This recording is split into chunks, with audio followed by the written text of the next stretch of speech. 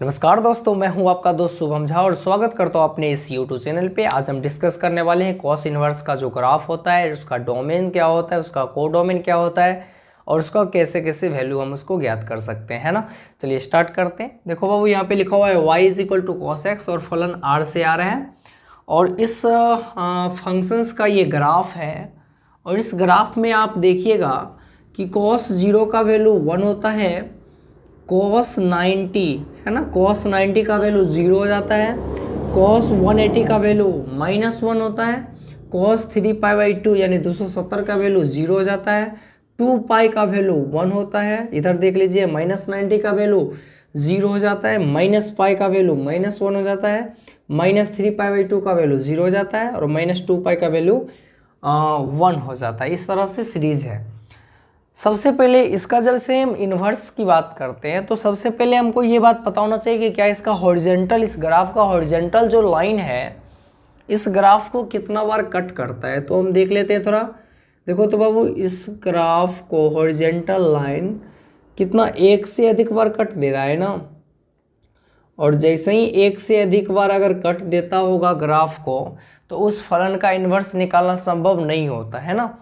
तो जैसे ही y is equal to cos x और फलन r से r है तो लिखेंगे फंक्शन इज नॉट 1/(1) फंक्शन मेरा 1/(1) फंक्शन नहीं, अर्थात इस फंक्शंस का ग्राफ इन्वर्स निकालना संभव नहीं है। तो हमको करना क्या पड़ेगा, चेंज करना पड़ेगा। कहाँ पे, वो देखिए, ध्यान से देखना बाबू। यहाँ 0 का वैल्यू, cos 0 का वैल्यू 1 आ रहा है ना, और cos 180 का वैल्यू -1 आ रहा है ना।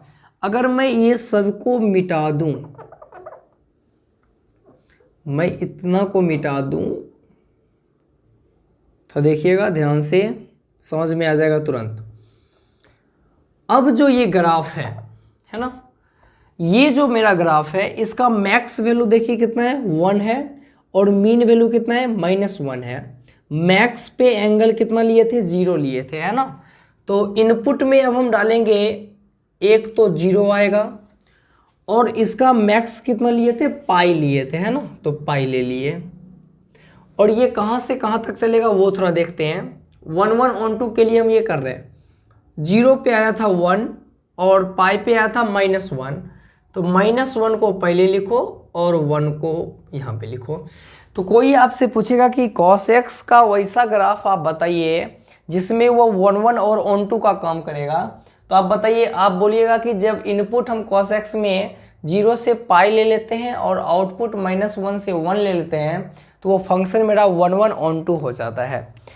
अब ये फलन जो आया है फंक्शन, इसका इन्वर्स निकालना संभव हो गया है, क्योंकि 1/(1) जब तक फंक्शन नहीं आएगा तब तक उसका इन्वर्स निकालना संभव नहीं है। अब इस फलन का इन्वर्स निकालेंगे। इन्वर्स निकालने का मतलब है कि ये मेरा अगर इनपुट हो, है ना, अगर y is equal to cos x में इनपुट 0 से पाई है और आउटपुट मेरा -1 से 1 है, जस्ट इसका उल्टा कर देंगे तो यही मेरा फंक्शंस का ग्राफ हो जाएगा। यानी f(x) is equal to cos inverse x की बात करें तो यहाँ पे कॉस इन्वर्स x का जो डोमेन अब होगा वो होगा -1 से 1, और को डोमेन क्या हो जाएगा, यानी रेंज क्या हो जाएगा, तो रेंज हो जाएगा 0 से पाई, है ना। अब ये -1 से 1 ये x का काम करेगा और 0 से पाई ये मेरा y का काम करेगा। ये जस्ट उल्टा कर देते हैं इसी का, है ना। तो यहाँ पे उल्टा अगर करेंगे तो ये तो ग्राफ मेरा किसका है, तो this is graph of y is equal to cos x. ये ग्राफ कॉस एक्स का ग्राफ है।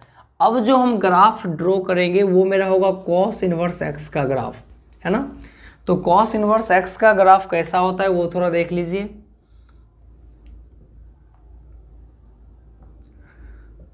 देखिए यहाँ पे 0 था, यहाँ पे π/2 था, पाई था 3π/2, है ना।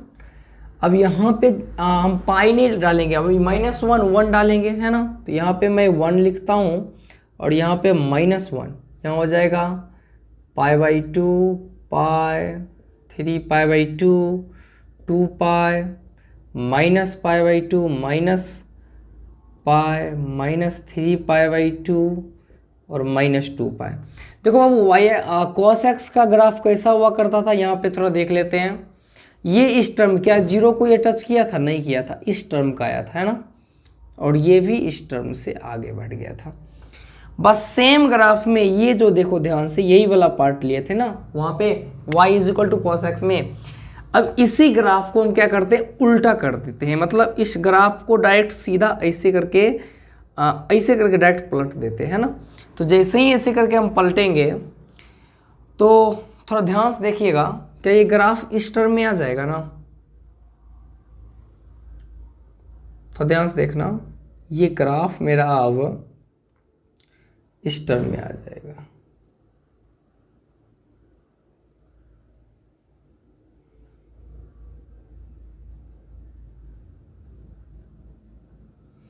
ये ग्राफ ऊपर कर्व करेगा, है ना, इस टाइप से ये कर्व करेगा और ये यहाँ पे आ जाए, ये 1 पे आ रहा है ना।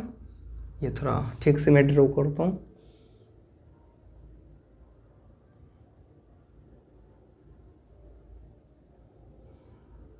हो गया ना, देखो 1 आ रहा है। cos पाई का वैल्यू हम जानते भी हैं -1 होता है, और यहाँ पे cos 0 का वैल्यू 1 हो जाता है। ये जो ग्राफ मेरा आया है यही cos इनवर्स x का ग्राफ है। यहाँ पे π/2 और ये थोड़ा बढ़िया से कर देते हैं। ये जो ग्राफ मेरा आया है, ये ग्राफ मेरा cos इनवर्स x का ग्राफ हो गया, जिसका मेरा डोमेन हो जाएगा -1 से 1 और रेंज हो जाएगा 0 से π। आई होप ये बात आप समझे होंगे। अब इस ग्राफ में आप बताइए, ये ग्राफ एक फर्स्ट क्वाड्रेंट को कवर कर रहा है और ये मेरा सेकेंड क्वाड्रेंट को कवर कर रहा है ना। तो कॉस जो होता है वो फर्स्ट क्वाड्रेंट में प्लस होता है और सेकेंड क्वाड्रेंट में क्या होता है, माइनस होता है ना। लेकिन कॉस में एक रूल याद रखना कि सेकेंड क्वाड्रेंट में जैसे ही माइनस वाला पार्ट आया है और माइनस का जैसे ही वैल्यू ज्ञात करेंगे तो बताओ, तो सेकेंड क्वाड्रेंट में ये तो यहाँ पे थीटा कितना हुआ करता था, पाई, है ना। और सेकेंड क्वाड्रेंट लाने के लिए हमको क्या करना पड़ेगा, अगर पाई में से थीटा को घटा ले तो मेरा वो सेकेंड क्वाड्रेंट हो जाएगा, है ना।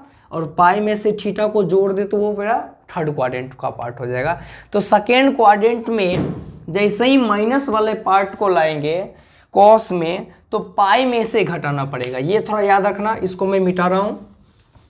अब देखिए ये इस कॉस इनवर्स का कितना सुंदर है कि कहीं पे अगर आ जाए कॉस इनवर्स और 1/2, है ना, तो कहता है कॉस इनवर्स 1/2 का मतलब होता है कि कॉस कितना का वैल्यू 1/2 है।